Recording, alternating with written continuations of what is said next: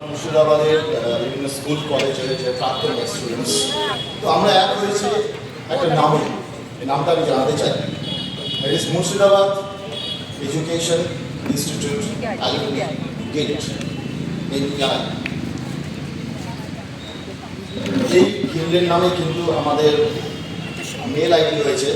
আপনারা জানেন, একটু আগে বললো যদি যে আমাদের একটা সিগনেচার ক্যাম্পেইনিং আমরা করেছি, যেখানে 10,000 এখন 18,000 সিগনেচার, যেটা আমরা পাঠিয়েছি chief justice and president of ইন্ডিয়াকে।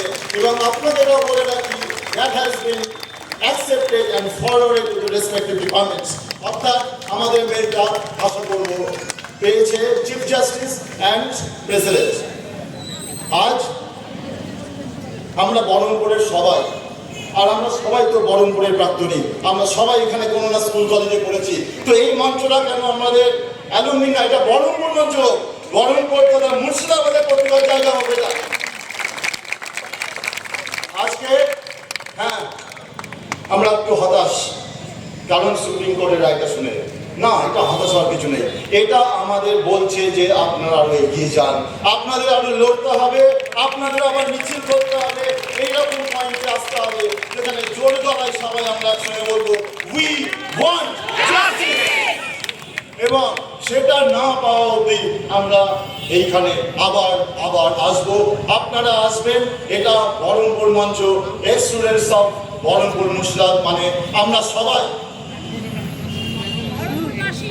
বহরমপুরবাসী। এক্স্যাক্টলি। আচ্ছা, একটা ছোট জিনিস, আরজি করের ঘটনা নিয়ে আমার বলার কিছু না, আপনারা সবাই জানেন। বিচার কেন? আপনি ভাবুন, আপনার বাড়ির বাচ্চা, আপনার বাড়ির মেয়ে, আমাদের মা বোনেরা কোথায় কাজ করবে, যেখানে একটা হসপিটালের মতো জায়গায় একটা মেয়ের কোনো সিকিউরিটি নেই।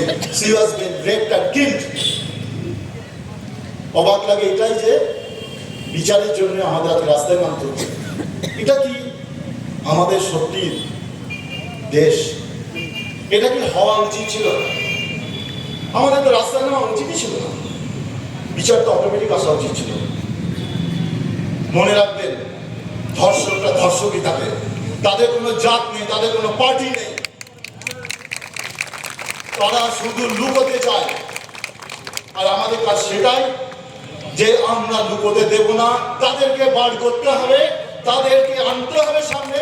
We will want justice, we demand justice. We want justice. We want justice. We want justice. We want justice. দেবজ্যোতিকে বলবো নেক্সট প্রোগ্রামে প্রসিড করতে, বেশি সময় নেওয়া যাবে না।